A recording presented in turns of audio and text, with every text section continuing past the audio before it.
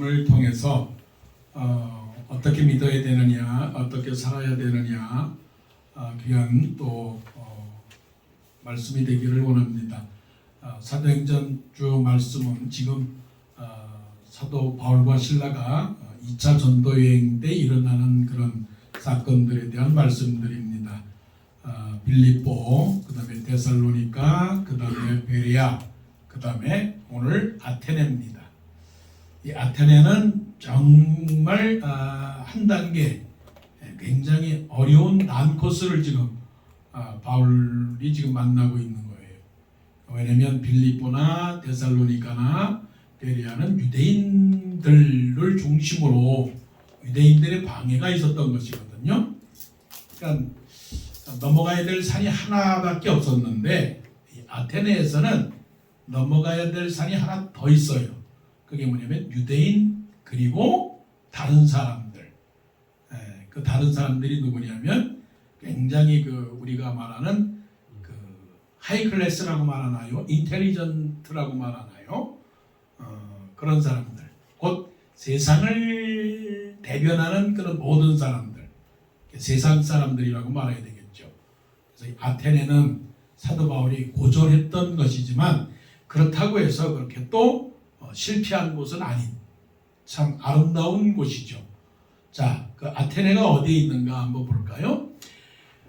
빌립보가 어디 있고 또 데살로니가 어디가 있고 보게 되면 이제 지금 바로 거기 데살로니가 처음에 빌립보를 보셨죠. 그 다음에 데살로니가를 보셨죠.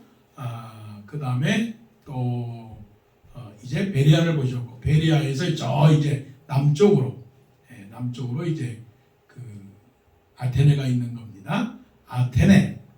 우리가 이제 어떤 사람들이 하는 행동을 보면서 그러면 안 된다고 생각할 때 그러면 안 되네라고 하잖아요. 그러면 안 됩니다. 그러시면 안 됩니다. 안 되네, 안 되네. 아테네가 뭐라고요? 아테네는 그렇게 믿어서는 안 되옵니다. 안 되네. 그렇게 믿어서는 안 되네. 기억하셔야 됩니다. 이렇게 믿어서는 안 되네. 그 동네가 어떤 동네냐면 아테네입니다. 아테네. 아테네는 그리스의 아주 남쪽인데 우리가 잘 알고 있듯이 그리스 남쪽 지방에서는 올림피아가 있었고 올림피아에서 올림픽이 있었고 아테네는 뭐 말씀을 하겠지만 상당히 또 정치 종교가 많이 발달되어 있고 또 우상이 많이 흥왕했던 것이고 우리가 알고 있는 대로 그리스 로마 신화, 그리스 신화를 보게 되면 여러 가지 신이 있잖아요. 그러니까 우상과 종교와 신앙과 지식 이런 것들이 굉장히 활발했던 마치 세상의 뭐예요? 세상의 대변자 같은 오늘날의 세상의 모습을 그대로 반영하는 그런 곳이 아테네입니다. 그렇기 때문에 이 아테네는 오늘 우리가 살고 있는 이 지역에서 어떻게 신앙생활을 해야 되느냐라고 하는 것을 깨닫게 되는 것이죠. 자, 보게 되면 드디어 이제 베레아에서 또 어디로 갑니까? 15절 보니까 바울을 인도하는 사람들이 그를 데리고 아덴까지 이르러 아덴을 가고자 해서 갔겠습니까? 하나님께서 베레아에서 떠나야 되기 때문에 아덴까지 가게 됩니다. 아덴까지 하나님께서 사람들을 통해서 아덴까지 가게 됩니다. 그래서 16절에 바울이 이제 아덴에서 디모데하고 실라가 아직도 베레아에 있기 때문에 실라와 디모데를 베레아에서 빨리 오라. 우리 아덴에서 만나자라고 하는 동안에 기다리고 있는 중이다 하는 겁니다. 하나님께서 우리를 언제나 장소를 이동하고 또 우리의 삶의 모든 형편들을 인도하시는 하나님입니다. 우리가 항상 빌립보에만 있을 수는 없고요. 우리가 항상 또 데살로니가에만 있을 수 없고 또 베레아만 있을 수가 없는 겁니다. 나이가 10대가 먹고 20대, 30대, 50대, 60대가 있는 것처럼 또 우리가 또 한국에서 살다가 미국에서 살다가 한국에서도 또 시골에서 살다가 대도시 와서 살다가 또 학교 다니다가 결혼하다가 또 미국에서 또 살다가 또 다른 곳으로 이사하다가 또 학교 다니다가 직장 잡는 여러 가지 삶의 그런 여러 가지 상황을 만나는데 그 상황에다 따라 우리는 어떻게 해야 됩니까? 최선을 다해야 된다는 것이죠. 물론 지나간 것들에 대해서는 항상 감사하지만 후회할 것도 없고 또 오늘 새로운 일을 만나게 되었을 때는 그 새로운 일들에 대해서 하나님을 믿고 또 하나님께서 하시고자 하는 그런 일들이 무엇인가를 묵상하며 나아가야 되겠죠. 자, 16절에서 보게 되니까 그 3살적 버릇 8까지 간다고 사도 바울의 그 근본적인 뭐라고 그럴까 영성이라고 그러겠죠. 믿는 사람은 숨길 수가 없죠. 감기도 숨길 수가 없고 나이도 숨길 수가 없고 그 모든 것도 그런 것처럼 사도 바울을 한번 보세요. 사도 바울이 아잔에서 그들을 기다리다가 산책만 했을까요? 잠만 잤을까요? 놀기만 했을까요? 아닙니다. 이 본성, 이게 야성이라고 그러죠. 근성이라고 그러죠. 여러분, 근성이 있습니까? 믿음의 근성이 있어요? 믿음의 야성이 있어요? 무감각하지 않았다는 겁니다. 보세요. 그들을 기다리다가 그 성에 우상이 가득한 것을 보고 우상이 가득하겠지. 당연하겠지. 이건 근성이 없는 것이고 이건 본성도 없고 야성도 없는 겁니다. 자, 우상이 가득했습니다. 그럼 세상에 지금 우상이 가득합니까? 가득하지 않습니까? 여러분들께서 세상을 보시고 어떻게 생각을 하십니까? 세상이 지금 온전하게 돌아가요? 돌아가지가 않죠. 그때 대부분의 사람들이 뭐라고 말합니다. 옛날에 일본이 대한민국을 이렇게 지배하고 있을 때 대부분의 사람들은 가만히 있었습니다. 무감각하게 가만히 있었지만 우리가 알고 있는 그 의사들, 결국은 정의를 부르짖는 그런 의사들은 어떻게 했습니까? 나 하나 목숨 주고도 우리 대한민국을 독립을 시켜야 되겠다라고 하는 그런 운동에 가담한 사람들이 많은 사람들이 아닙니다. 자, 그게 바로 뭔가요? 그게 바로 믿음의 근성이고요, 삶의 근성입니다. 자, 그들을 기다리다가 그 성에 우상이 가득한 것을 보고 마음이 격분했다라고 그래요. 여러분, 이제 마음이 격분합니까? 세상을 보면서 마음이 흔들립니까? 세상을 보면서 내가 무엇을 해야 되겠다라고 꿈틀을 댑니까? 잃어버린 영혼들을 향해서 뭔가 저 잃어버린 양을 찾아야 되겠다. 아직도 죽어가는 그 믿지 않고 지옥 가는 영혼들을 보면서 정말 괴로워서 땅을 치며 통곡을 하십니까? 글쎄요. 그런 사람들이 얼마나 많이 있을까요?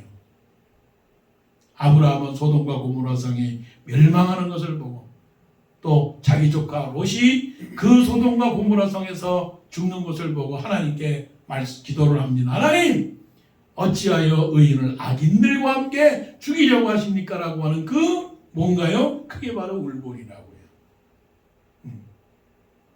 그 울분이라고 하는 것은 마음의 격분이라고 하는 것은 그냥 감정이 그냥 순간에 일어나서 일어나는 하나의 화가 아니에요. 화가 아니고 이것은 예수님께서 예루살렘 성전에 입성하셨을 때에 그 성전에 들어가서 봤을 때 양을 파는 사람들, 비둘기 파는 사람들, 매매하는 사람들, 돈을 바꾸는 사람들을 보고 어떻게 했습니까? 예수님께서 그를 분노하셨어요. 그리고 채찍을 들어서 하나님의 성전을 강도의 구려로 만드는도다라고 그렇게 다 내쫓았던 그 예수 그리스도의 그 모습은 그것이 예수님의 환한 모습입니까? 아니면은 예수님의 의로운 분노입니까? 바로 이 마음이에요. 이 마음. 마음에 격분했다는 게 무엇을 격분했을까?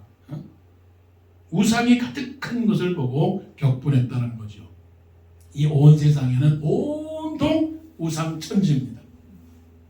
미국도 우상이고요. 미국도 뭐 점을 보는 거나 아니면 다른 신을 섬기는 거나 아주 뭐 선진국이니까 없는 것 같았는데 알고 보니까 우상이 더 많아요. 미국 사람들은 징크스를 너무 따지고 있고요. 타로를 너무 보고 있고요. 길 가다마다 손금 본다는 그런 사인들이 너무 많아요. 그러니까 그런 것만이 우상이 아니라 모든 것이 다 우상이에요. 이제 그 우상의 정체를 이제 보게 되면 이런 것들이 우상이구나 알게 되겠죠. 자, 이런 것을 보고 격분했지만 17절 보세요. 회당에서는 유대인과 경건한 사람들과 회당에서는 유대인과 경건한 사람들, 또 장터에서는 날마다 만나는 사람들과 변론하니, 이 변론이라고 하는 말에 대한 의미를 토론을 했다라고 하는 것이 아니고요. 영어로 말하면 reason했다. 그러니까 모르는 것을 차근차근 일러주었다. 우리 백령도 사투리로 일러배 주었다. 가르쳐 주었다. 물어보면 그것은 이런 것입니다. 자초지종을 말했다는 겁니다. 내가 옳습니다. 네가 옳습니다라고 그런 변론이 아니고 당신의 생각은 그렇습니까? 제가 제 의견을 말씀을 드릴까요? 그러면서 이제 쭉 내용을 그렇게 말씀을 드리는 그 자체가 변론입니다. 그래서 하나님의 모든 말씀은 성령의 감동으로 된 것으로 교훈과 책망과 바르게 함과 의로 교육하기에 유익하리라고 하는 그 말씀이 바로 이 변론 속에서 다 담겨 있는 것입니다. 모르는 사람에게 가르쳐 줘야 되고, 또한 또 설득해야 되고, 또 선포해야 되고, 전해야 되는 것, 그런 것이죠. 그래서 그 말씀 속에서 눈에 띄는 것은 뭐냐면, 장터에서는 날마다 만나는 사람들과, 어찌 날마다 그랬겠어요? 이럴 수가 있을까요? 그래서 우리는 사도 바울과 우리가 다른 차원이라는 거예요. 여러분, 날마다 기도하십니까? 날마다 성경을 보십니까? 날마다 만나는 사람들에게 예수에 관해서 말합니까? 그렇습니까? 그런 사람들 보면 대단한 사람들이죠. 날마다 길거리에서 전도하십니까? 참 어려운 일이에요. 우리가 다이어트를 한다고 할지라도 날마다 그 다이어트의 습관을 매일 지키는 사람이 어디 있겠어요?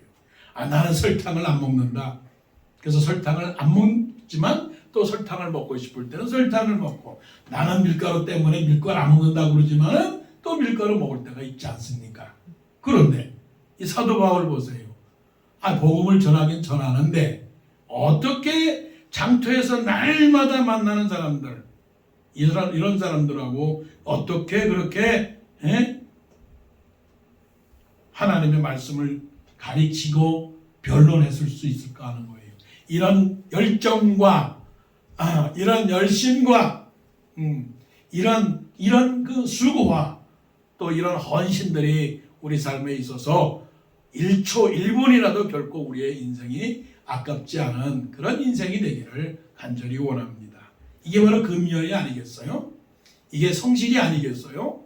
이게 충성이고 이게 바로 하나님께 영광을 돌리는 사람이죠. 날마다 만나는 사람들과 하나님의 말씀을 증거하기를 원합니다. 자, 그런데 이제 18절에서 이제 파도가 몰려옵니다. 감정이 몰려옵니다. 그 감정이 누구냐? 에피큐로스, 스토아. 우리가 사회 시간에 배운 그런 철학의 하나의 그 파들이죠. 에피큐로스 학파.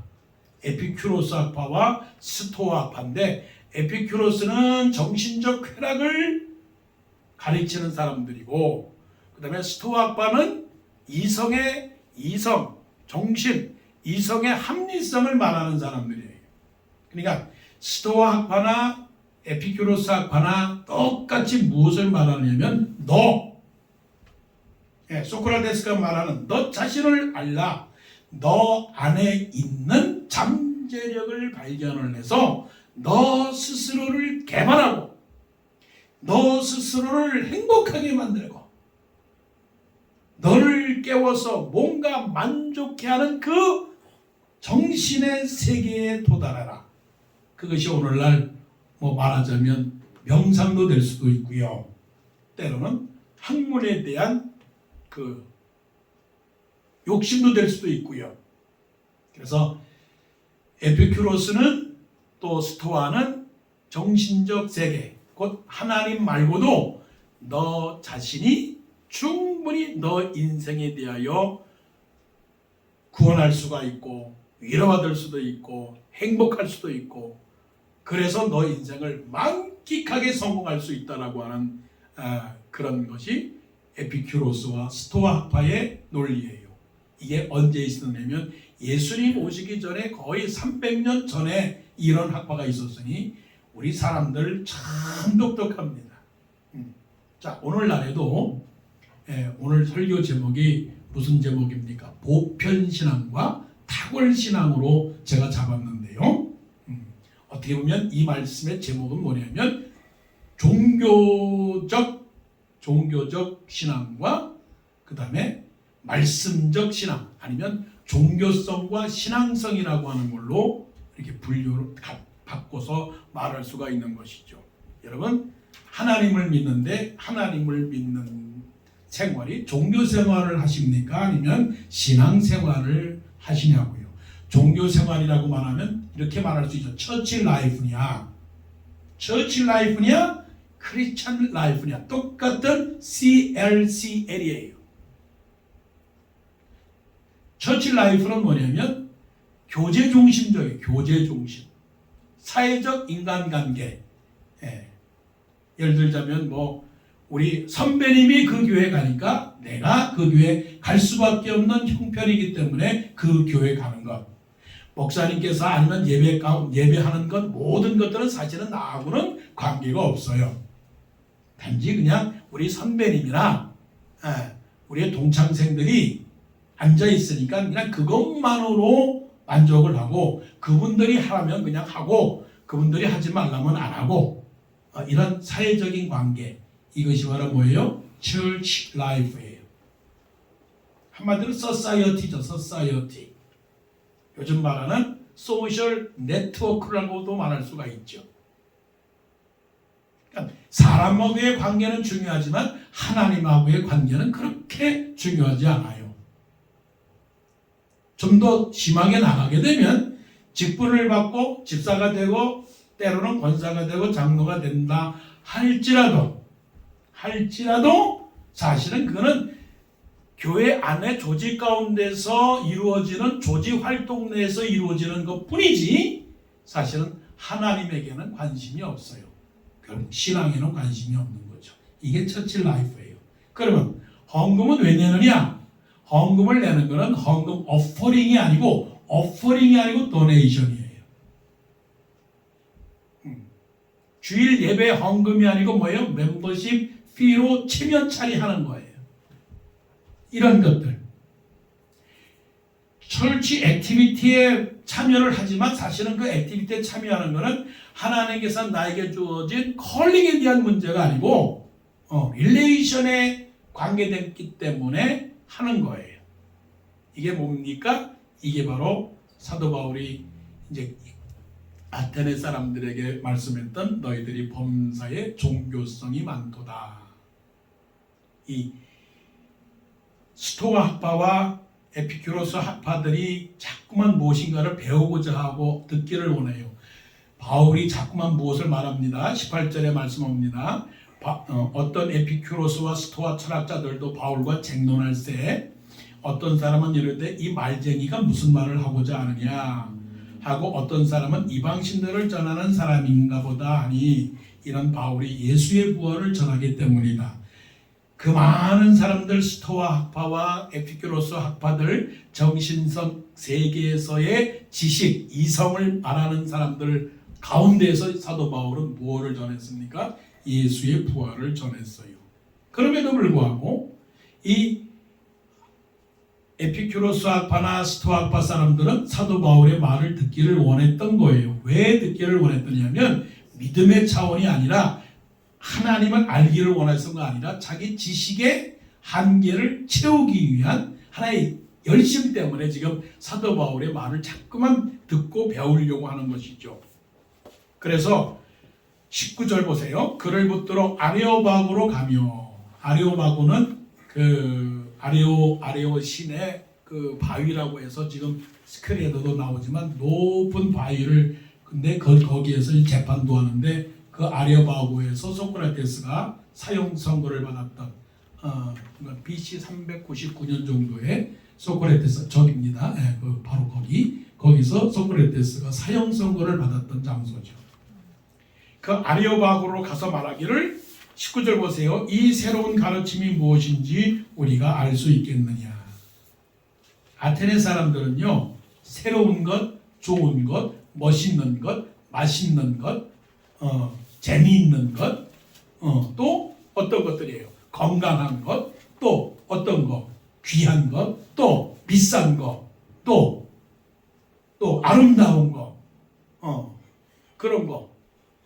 눈에 보기도 좋고, 귀에 듣기도 좋고, 남보기도 좋고. 그래서 사도 요한이 말한 건 육신의 정욕과 안목의 정욕과 이생의 자랑은 다 세상 아버지께로부터 온 것이 아니라 세상으로부터 온 것이라고 정의한 것처럼 아테네 사람들은 이러시면 안 됩니다. 정말 새로운 가르침이에요. 누가 옷을 입었으면 참 좋은 옷이라고 말하고, 누가 좋은 브랜드가 있으면 세상이라고 그러고 신상이라고 말하고.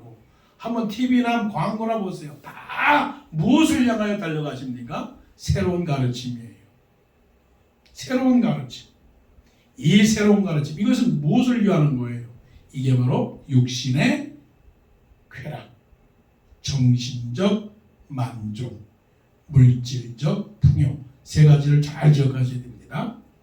아테네 사람들의 세 가지의 관점이 뭐였냐면 육신적인 쾌락을 원했고, 그 다음에 정신적인 만족을 원했으며, 그 다음에 물질적 풍요를 추구한 거예요. 그러니까 어떤 사람이 이거다라고 말하면 다 쫓아가는 겁니다. 이 길이 좋은 길이다 말하면 이 길로 갑니다. 이것이 좋은 것이라고 말하면 좋은 길로 갑니다. 우리의 대화 속에서 주로 하는 대화가 뭡니까? 어느 대학이 좋은 대학이냐? 어느 직장이 좋은 직장이냐? 어디가 살기 좋은 것이냐? 미국에서 정말 살기 좋은 동네 주가 어디냐? 시티가 어디냐? 그리고 또 유튜브에서는 뭐라고 말합니까? 유튜브에서는 맛집을 찾아서 맛집을 공개하고. 이게 바로 뭐예요? 이게 바로 새로운 가르침을 배우고자 하는 열정이죠. 자, 20절 보세요. 네가 어떤 이상한 것을 우리 귀에 들려주니 그 무슨 뜻인지 알고자 하노라 하라. 어떻게 하면 투자를 해서 새로운 그런 뭐랄까요, 그 주식 종목에다가 투자를 할까 가르쳐달라고, 재테크를 할 수 있는 방법을 달라고 말을 하고, 누가 어떻게 해서 장수할 수 있는가 가르쳐달라고 하고. 이게 다 이 세상 사람들의 문화라고 하는 것이에요. 어떤 노래가 1등하고 있고, 어떤 영화가 1등을 하고 있고, 어떤 소설이 1등을 하고 있고, 어떤 책이 베스트셀러이고, 어떤 회사가 잘 나가고, 이게 다 이 말씀 속에서. 자, 20절 보세요. 네가 어떤 이상한 것을 우리 귀에 들려주니 그 무슨 뜻인지 알고자 하노라. 얼마나 열심히 있어요. 자, 교회에 왜 가십니까? 뭐 정말 부끄러운 일이지만 젊은 사람들은 교회에 가는 이유는 자식 교육 때문에 가는 거예요. 뭐 자식 교육에 대해서 준비를 못한 교회들은 참 안타깝지만, 사람들이 오게 하려면은 자식들의 에듀케이션, 그러니까 교육적인 면에서 충분한 시설과 프로그램을 가르쳐 주어야 교회를 가는 겁니다. 또 어떤 사람들은 또 전화하면서 그렇게 묻죠. 당신네 교회 주일 예배 출석이 얼마냐고 노골적으로 물어본단 말이에요. 그게 다 무슨 관심입니까? 20절 말씀이에요. 그런데 21절에는 완전히 이 세상의 모습을 완전히 현미경으로 아주 파밥시켜주는 거예요. 이 세상의 단면을 딱 보여주고 있는데, 그 말씀을 보십시다. 21절. 모더나된 사람과 거기서 나그네 된 외국인들이, 꼭 미국을 말하는 것 같아. 미국에 사는 모든 사람들, 원주민이든지 뭐 백인이든지 흑인이든지 뭐 모든 나라에서 온 사람들, 그 사람들이 지금 모든 관심이 어디 있습니까? 가장 새로운 것을 말하고 듣는 것 이외에는 달리 시간을 쓰지 않습니다. 앞으로 미래 세대는 어떻게 될까? 미래에 정말로 우리의 삶은 어떻게 변할까? 그런 것들에 관심을 쓰는 거죠. 그런 거. 아덴 사람들이 그런 거란 말이에요. 그래서 사도 바울이 이 세대의 사람들을, 그 아덴의 사람들을 보고 영적인 판단과 분석과 해법을 딱 진단해 주는 겁니다. 이게 아주 중요한, 그래서 사도 바울의 탁월한 영성이에요. 그러니까 아덴 사람들은 신앙이 어떤 신앙입니까? 신앙이 있습니다. 무슨 신앙이요? 아는 신앙, 배우는 신앙, 보고 싶은 신앙, 만나보고 싶은 신앙. 그래서 교회를 갑니다. 그래서 회당을 갑니다. 그래서 모이기를 좋아합니다. 그래서 그 선생님을 따라갑니다. 그런데 사도 바울이 지적하는 건 뭐냐면 너희들이 어떻게 해요? 범사에 종교심이 많도다. 영어로 말씀을 할까요? 영어로 말씀을 하면 이렇게 말씀을 합니다. 22절에 Men of Athens, I see that in every way you are very religious. 어떤 사람이 나한테 말하기를 You are very religious라고 하는 말은 보편적인 얘기예요. Religious. 두려울 때 기도하고 그냥 인사 나눌 때 기도해 주세요. 얼마나 크리스찬들이 그냥 인사하는 말로 기도해 주세요. 기도해 주세요. 나는 하나님을 믿습니다. God bless you. 우리가 뭐 노래 부를 때 God bless America 그러지만 그 가시 누굽니까? 종교적인 가시예요. 세상에 온갖 가시입니다. 하물며 안 없는 가시 없어요. 다 가시입니다. 돌도 가시요, 땅도 가시요, 하늘도 가시요, 나무도 가시요, 술도 가시요, 음료수도 가시요, 옷도 가시요, 몸도 가시요. 범사의 종교성이 많습니다. 그러면 이런 종교성을 가진 사람들이 아테네 나면 여러분들이 판단할 때 사도 바울처럼 여러분 아테네 시민들이요, 당신들은 범사의 종교심이 많습니다. 그렇게 말할 수 있겠어요? 말할 수 없겠죠. 왜? 나도 때로는 종교성을 갖고 있으니까. 종교성을 갖고 있어요. 그 종교성이라고 하는 것은 23절에서 종교성에 대해서 이렇게 말씀합니다. 내가 돌아다니며, 자 보세요. 내가 돌아다니며 너희가 원하는 것들을 보다가 알지 못하는 신에게로 새긴 단도 보았으니 그런즉 너희가 알지 못하고 위하는 그것을 내가 너희에게 알게 하리라. 여기서부터 이제 사도 바울의 빛이가 올라가는 거예요. 사도 바울이 이제 여기서부터 자기가 가지고 있는 것을 다 쏟아냅니다. 자, 여러분이 마음속에 갖고 있는 알지 못하는 신이 뭡니까? 하나님을 믿으면서도 내 마음속에 무엇인가 끌리고 바라고, 우리가 복음성가를 불렀지만 원하고 바라고 기도합니다라고 했을 때 내가 바라는 게 뭘까요? 알지 못하는 신, 하나님 외에 알지 못하는 많은 우상들이 뭘까요? 그 우상들은 그냥 행여나 바라는 것들을 말하는 거예요. 내 목숨을 다해서 그거를 내가 믿는 하나님을 향하여 드리는 헌신보다는 그냥 막연하게 기대하고 바라는 그 어떤 그 무엇이 바로 그것이 알지 못하는 신이죠.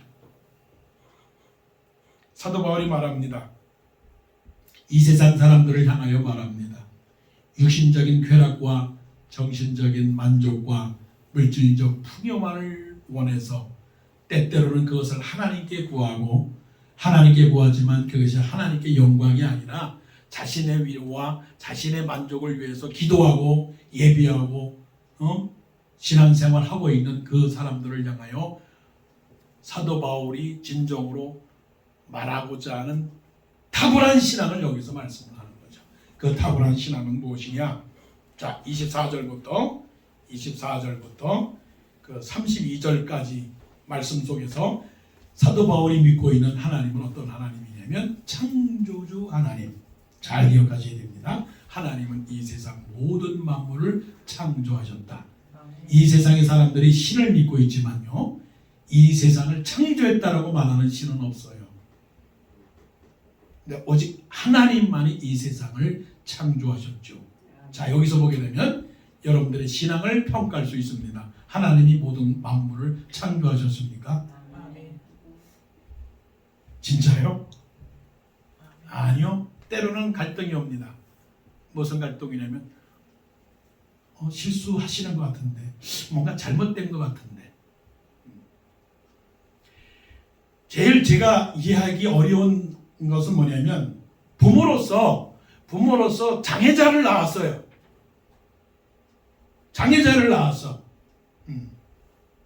그런데 그거를 어떻게 받아들여야 되냐면 하나님은 실수하지 않는 하나님이라고 하는 것을 믿어야 되잖아요. 자, 여러분 생각해 보세요. 하나님은 실수하지 않으셨나요? 그걸 믿으시나요? 하나님은 어떤 경우라도 하나님을 사랑하는 자, 곧 그 뜻대로 부르심을 입은 자들에게는 모든 것이 합력하여 선을 이루신다는 것을 믿나요? 정말 믿나요? 의심하지 않고 믿나요? 뭔가 새로운 것을 찾아서 이건 아니다, 뭔가 아니다라고 갈등하진 않나요? 이게 탁월한 신앙입니다. 하나님은 나를 만드셨습니다. 하나님은 우리를 만드셨습니다. 나의 인생을 이렇게 살게 하셨습니다. 이 세상을 만드셨습니다. 어느 하나도 조금도 부족하지 않게 하나님이 만드신 그 모든 만물을 보시니 보시기에 심히 좋았더라. So good. 그렇다면 우리가 이 세상을 바라보는 시각은 뭐냐면 모든 것이 아름답도다. 모든 것이 아름답도다. 나도 아름답고 내 삶도 아름답고 너의 삶도 아름답고 큰 사람도 아름답고 작은 사람도 아름답고 미국도 아름답고 저 아프리카의 어떤 나라도 아름답고 모든 것이 아름답도다. 결코 나의 인생과 이 세상의 모든 것들은 부족하지 않다라고 그렇게 믿나요? 이건 탁월성입니다. 탁월성. 그래서 자기를 저주하지 않습니다. 자기를 실망하지 않습니다. 오늘 장로님이 기도했듯이 아무것도 염려하지 말고 오직 모든 일에 기도와 간구로 너희 구할 것을 감사함으로 하라. 감사함으로 하나님께서 이루어진 그 모든 사실을 믿는다면, 이 모든 만물을 지으신 분이 하나님이라고 믿는다면 그거는 탁월한 신앙입니다. 요셉이 옥에 갇혔어도, 다니엘이 사자굴에 있어도, 다니엘의 세 친구가 불 속에 들어가서도, 사도 바울이 빌립보 감옥에 있어도 결코 두려워하지 않는 그 믿음, 걱정하지 않는 믿음, 그분이 누구십니까? 창조주 하나님을 믿는 믿음, 이 믿음을 가지시기를 바랍니다. 이게 탁월이에요. 이게 탁월이에요. 창조주 하나님을 믿지 못하면 자기의 존재가 흔들려요. 나는 어디서 왔지? 나는 왜 이렇게 살지? 왜 저 사람은 저렇게 살지? 자, 말씀 보십시오. 24절. 우주와 그 가운데 있는 만물을 지으신 하나님께서는 천지의 주제이시니 손으로 지은 전에 계시지 아니하고 또 무엇이 부족한 것처럼 하나님은 다 완벽하시죠. 그 다음에 하나님은 창조하실 뿐만이 아니라 통치하시는 사랑의 하나님이에요. 통치하시는 사랑의 하나님. 27절. 이는 사람으로 혹 하나님을 더듬어 찾아 발견하게 하려 하심이로되 그는 우리 각 사람에게서 멀리 계시지 아니하도다. 하나님은 멀리 계시지 않아요. 하나님은 우리를 사랑하셔요. 가까이 계셔요. 그래서 시편의 말씀을 뭐라고 말씀하십니까? 요셉을 양떼같이 인도하시는, 양떼하시는 요셉을 양떼같이 인도하시는 하나님, 이스라엘의 목자요. 이스라엘의 목자요. 네. 그 목자가 양을 얼마나 사랑할까요? 양을 죽일까요? 아니요. 양을 살찌게 하죠. 그래서 하나님이 택한 백성들을 하나님은 결코 조금도 상하지 않게 물가로 지날 때도 빠지지 않고 강을 건널 때도 침몰하지 않고 불 가운데로 지날 때에도 불꽃이 너를 사르지 못한다고 그렇게 말씀을 하시는 하나님, 통치하시는 하나님이시라고요. 야곱을 밧단아람으로 보내셨지만 그러나 다시 20년 후에 돌아오게 하셔서 이스라엘의 민족을 이루게 하시려고 하는 그 하나님, 그 하나님은 바로 나를 통치하시는 하나님, 이 모든 만물을 통치하시는 하나님. 그래서 조금이라도 하나님은 부족하지 않는 하나님. 그래서 다윗의 고백한 것처럼 여호와는 나의 목자시니 내가 부족함이 없으리로다. 너희는 하나님을 만날 만한 때에 찾으라. 가까이 계실 때에 그를 부르라. 그러니까 자식들이 아버지 어머니가 멀리 있으면 어떻게 가고 싶어도 못 가잖아요. 근데 부모님이 옆에 있으면 소 목사님 자식이 멀리 있는데 가고 싶지만 못 가잖아요. 근데 하나님은 날마다 그 우리들 옆에서 그냥 붙어 있으면서 그냥 뭐 먹어라 마셔라 이거 해라 저거 해라 가르쳐 주시고 이렇게 말씀하시니 하나님은 얼마나 좋으신 사랑의 하나님이십니까? 자, 하나님 어떤 하나님이요? 통치하시는 하나님. 우리의 갈 길을 인도해 주시는 사랑의 하나님. 자, 마지막입니다. 근데 그것만일까요? 아니죠. 28절부터 쭉 보게 되면 어떻게 합니까? 29절 보십시다. 이와 같이 하나님의 소생이 되었은즉 하나님을 금이나 은이나 돌에다 사람의 기술과 고안으로 새긴 것들과 같이 여길 것이 아니니라. 알지 못하던 시대에는 하나님이 간과하셨거니와 이제는 어디든지 사람에게 다 명하사 회개하라 하셨으니 이는 정하신 사람으로 하여금 천하를 공의로 심판할 날을 작정하시고 이에 그를 죽은 자 가운데서 다시 살리신 것으로 모든 사람에게 믿을 만한 증거를 주셨습니다. 구원하시는 하나님, 심판받지 않게 예수 그리스도를 이 땅에 보내주시고 그 우리의 모든 죄를 대신해서 예수님께서 십자가에 못 박혀 죽으시고 예수님께서 죽으셨지만 다시 죽은 자 가운데서 다시 3일 만에 부활하셔서 우리의 첫 열매가 되셨으니 믿는 사람들은 예수를 믿는 사람들은 죄로 인하여 멸망을 받았지만 예수님께서 부활하신 것처럼 우리도 다시 심판받지 아니하고 영생을 누리게 하시는 그 하나님을 믿으라고 지금도 말씀하시고 아테네에서도 말씀하시는 구원의 하나님. 하나님이 세상을 이처럼 사랑하사 독생자를 주셨으니 누구든지 저를 믿는 자마다 멸망치 않고 영생을 얻게 하려 하심이라. 하나님은 어떤 하나님이요? 구원해 주시는 하나님.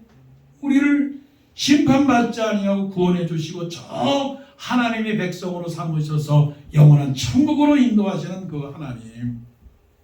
자, 32절이요. 그들이 죽은 자의 부활을 듣고 어떤 사람은 조롱도 하고 어떤 사람은 이 일에 대하여 내 말을 다시 듣겠다 하니 이에 바울이 그날 그들 가운데서 떠나매 34절 몇 사람이 그를 가까이어 믿으니 그 중에는 아레오바고 관리 디오누시오와 다말이라 하는 여자와 또 다른 사람도 있었더라. 몇 사람이 아테네에서 믿은 사람이 없습니다. 어떤 성경학자들은 바울이 아테네에서 실패했다고 말합니다. 해석을 이렇게 말해요.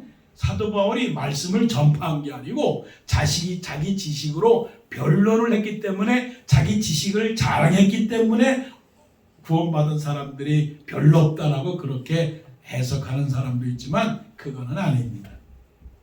사도 바울은 하나님의 말씀을 증거했지만 워낙 아테네가 좋은 땅이 아니라서 구원받는 사람이 그렇게 많지 않았다는 거예요. 이 세상이 그래요. 요즘 교회가 부흥하는 교회가 많습니까? 아니면 힘든 교회가 많습니까? 이게 바로 현상이에요, 현상. 그럼에도 불구하고 바울처럼 열정을 가지고 어떤 사람이든지 간에 창조주 하나님을 믿고 통치자 하나님을 믿고 구원자 예수님을 확실히 믿어서 우리가 죽지만 다시 부활할 것을 믿는 그 믿음으로 살아간다면 이 세상이 아무리 육신적인 쾌락이나 정신적인 만족이나 물질적 풍요를 쫓아서 살아가지만 우리는 하나님을 믿음으로 어려운 상황 속에서도 결코 흔들리지 아니하고 찬송과 감사와 복음의 열정으로 잃어버려가는 영혼, 죽어가는 영혼들에게 하나님의 말씀을 정말로 증거할 수 있는 정말 믿는다운 믿는 자 같은, 그래서 보편신앙이 아니라 탁월한 신앙으로 이 세상을 승리하시는 여러분들이 되시기를 간절히 원합니다. 아멘. 기도드리겠습니다. 아테네의 사람들은 세상의 종교, 지식, 철학, 물질, 문명, 과학 이 모든 것들을 대변하는 사람들입니다. 그 속에서도 하나님의 말씀을 증거했던 사도 바울의 그 모든 열정을 보면서 우리도 더 탁월한